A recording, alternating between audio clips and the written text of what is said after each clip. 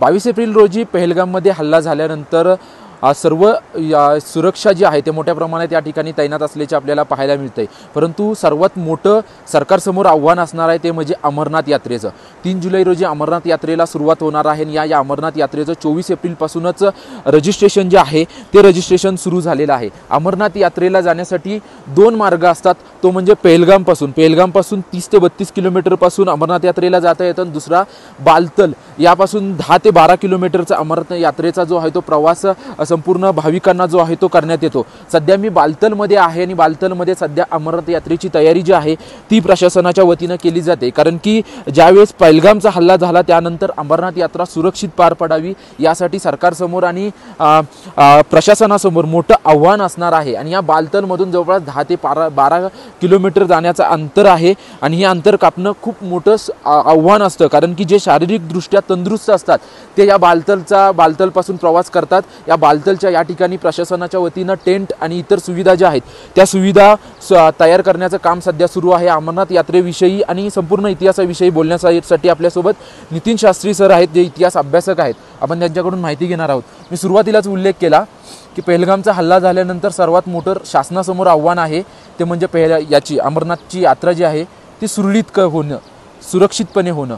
तुम्हाला काय वाटतं त्याबद्दल कोणती आव्हानं असू शकतात? गेली काही वर्ष अमरनाथ यात्रेला येणाऱ्या श्रद्धाळूंची संख्या प्रत्येक वर्षी वाढत चाललेली आहे आणि त्याच्यामुळे पहलगामचा जो हल्ला झालेला आहे त्याच्यामुळे यात्रेकरूंच्या संख्येवरती काही परिणाम होईल असं फारसं वाटत नाही, कारण सरकारनं फार मोठ्या प्रमाणावरती सुरक्षा व्यवस्था या इथं दिलेली आहे।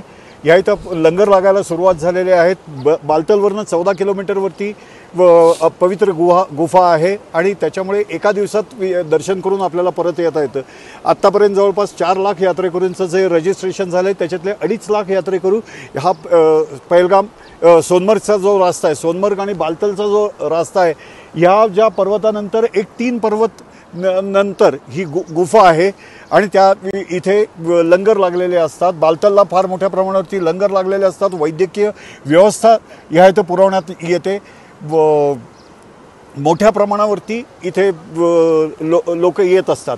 हा तुम्हाला जो समोरचा झोजिला टनेल जो दिसतोय हा टनेल काही दिवसातच सुरू होईल आणि जो लेह बरोबरचं आपला रस्ता हा 24 तास 12 महिने आणि 24 तास हा ओपन राहील।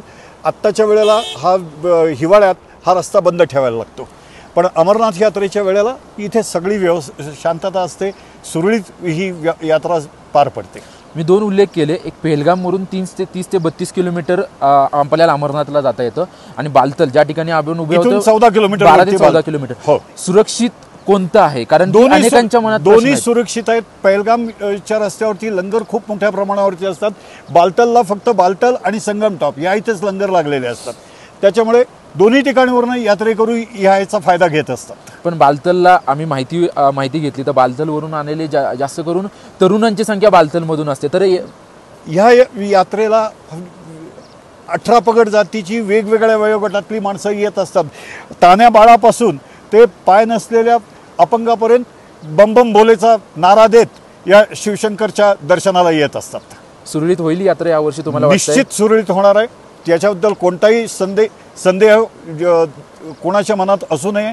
ही यात्रा निश्चितपणे सुरळीतपणे पार पडणार आहे। धन्यवाद आमच्याशी बातचीत केल्याबद्दल। आपण पाहतोय की अमरनाथची यात्रा 3 जुलैपासून पौर्णिमेला सुरू होईल आणि राखी पौर्णिमेला जी आहे ती यात्रा संपेल। परंतु पहलगामचा हल्ला झाल्यानंतर सर्वात मोठं आव्हान असणार आहे ती म्हणजे ही यात्रा सुरळीत होणं, कारण की अनेक प्रश्न जे आहेत ते उपस्थित केले जात आहेत। कारण की पहलगामचा हल्ला झाल्यानंतर अमरनाथची यात्रेला जर यात्रेकरू कमी आले तर आतंकवाद्यांचा जो हेतू होता तो हेतू साध्य होईल अशी देखील चर्चा आहे। त्याच्यामुळं मोठी सुरक्षा जी आहे ती सुरक्षा ठिकठिकाणी संपूर्ण महामार्गावरती असलेली पाहायला मिळते आणि त्याचसोबतच बालतलमध्ये जे आहे ते सध्या प्रशासनाच्या वतीनं जे यात्रेकरू आहेत त्या यात्रेकरूंसाठी संपूर्ण सुविधा, जे मेडिकल कॅम्प असतील किंवा बेस कॅम्प असतील याचं देखील काम सुरू असल्याचं आपल्याला पाहायला मिळतंय। TV9 मराठीसाठी मी निवृत्ती बाबर, बालतल, जम्मू काश्मीर।